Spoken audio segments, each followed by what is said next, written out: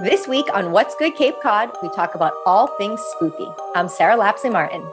And I'm Katie Clancy, and welcome back to What's Good Cape Cod, where we show you Cape Cod through the eyes of a couple of locals.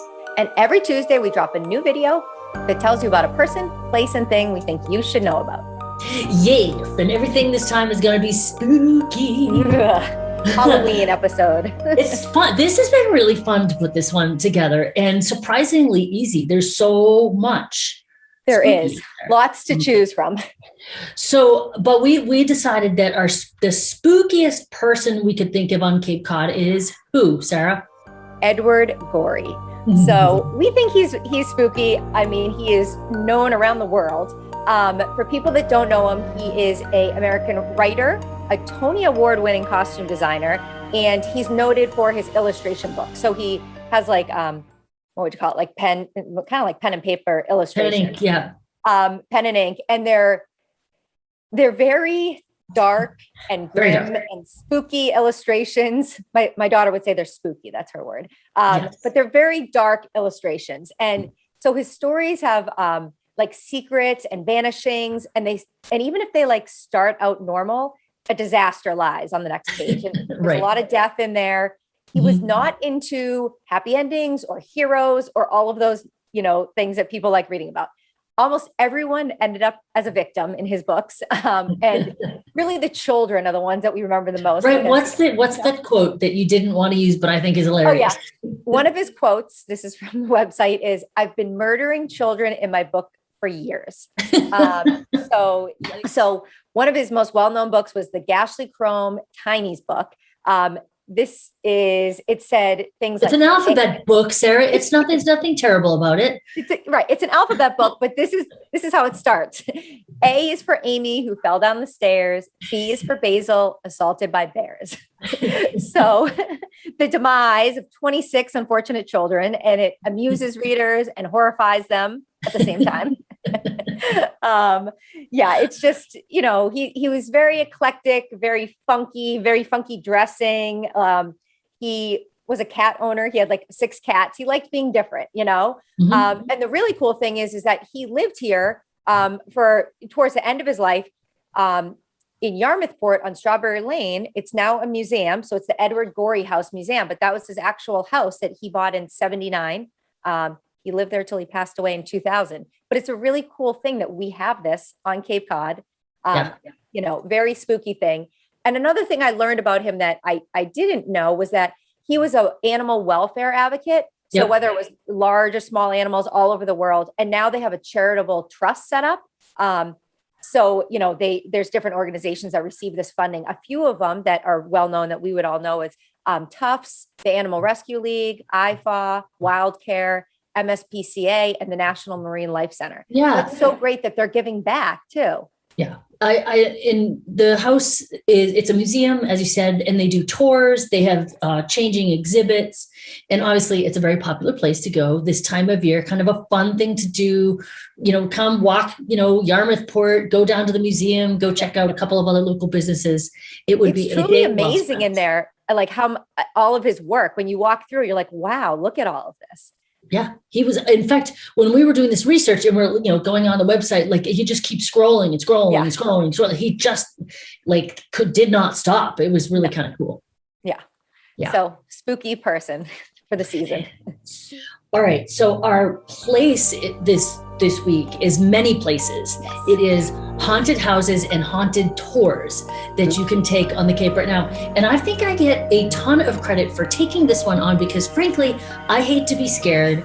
It really makes me very uncomfortable, but I am going to take one for the team and tell you all about it right now. Let's hear it. All right. So there are actually a bunch of actually haunted houses on Cape Cod, for real, haunted restaurants, all sorts of them. But I'm going to tell you about a couple of them in particular, and some tours you can go on to see all of them. And there's also a book on the haunted houses of Cape Cod. So the two biggies that I want to talk about is the Barnstable House, which is on 6A in Barnstable.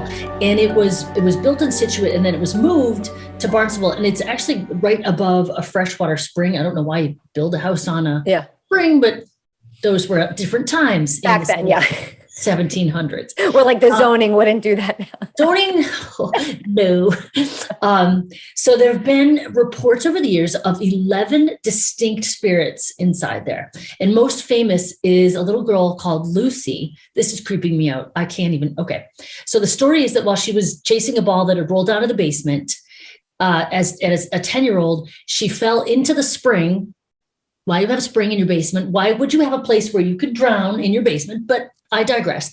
Anyway, and she drowned down there. So it's so famous, the hauntings at this particular house, that was even featured on an episode of Ghost Hunters in 2015. And I have talked to a friend of mine who was house sitting.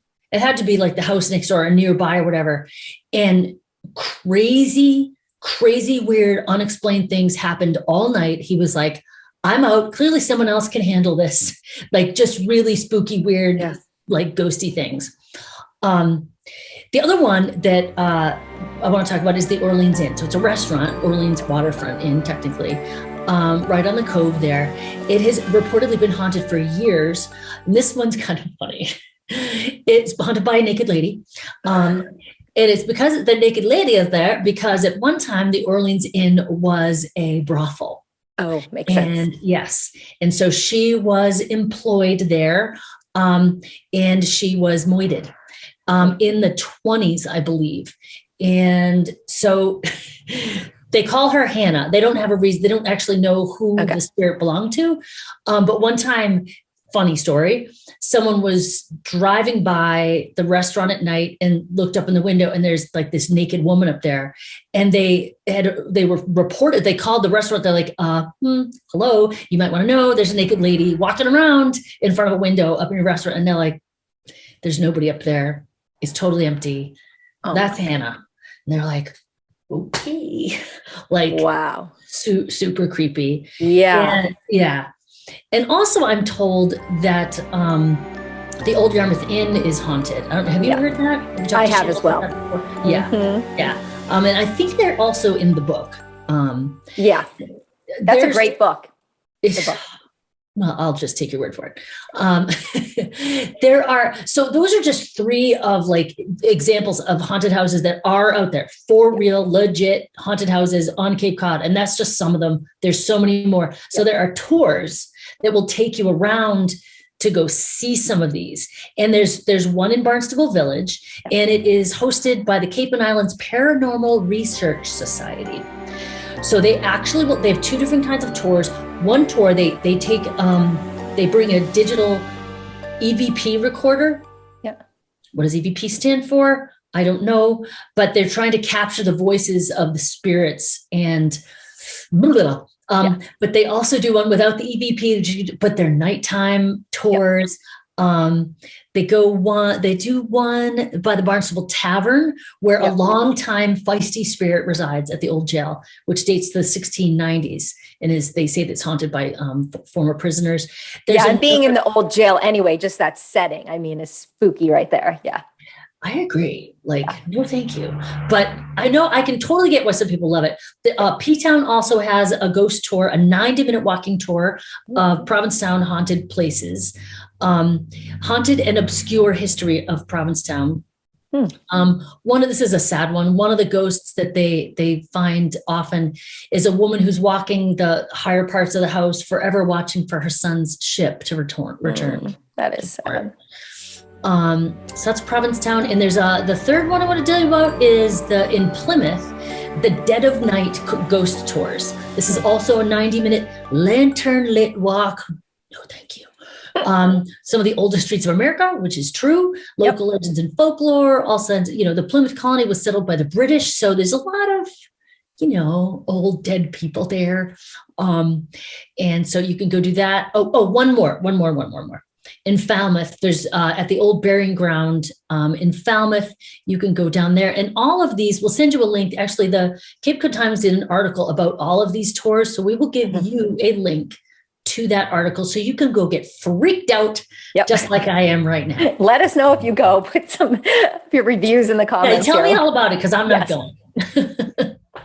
So we got our spooky person. We got our really spooky places. let's talk about the most spooky Halloween thing ever. What do we do? Trick-or-treating. Yay! So trick-or-treating, like, the world's a little different right now. We're still dealing with this COVID situation. So I know last year we went trick-or-treating in our neighborhood and we were the only ones that went. It was a little different because people didn't really open their doors. They might have had the jar out front, or some people had tables set up and like little bags. So it was different, but people still wanted to do things. And I think it's great that, this year, now we're starting to see the trunk or treats coming back and things like that. So here's a few that we can tell you about. So one that sounds cool is on Friday, the 29th, drive-through trick-or-treating. And that's at the Harwich Community Center at 5:30. Nice. Have to even get out of your car, a little drive-through action. I think that's cool.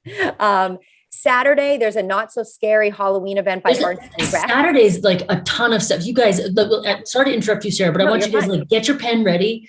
There is so much stuff going on. If you're worried about, there's nobody's gonna have candy out, that might be true. There are so many cool places that you can. Also, let's get your money's worth out of that costume that you either made or bought. Like, you can march this thing out. Or my Halloween pumpkin dress that I said I can only wear it one time. You are the best with the costumes. I gotta tell you, Sarah, I have.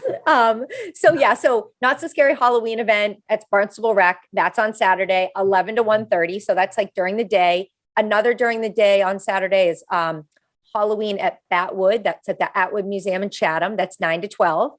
A Halloween dog costume, which is at Johnny Kelly Park in Dennis. That's Saturday at 2 p.m. A trunk or treat Brewster Baptist Church on 6A in Brewster, and that's Saturday 1 to 3.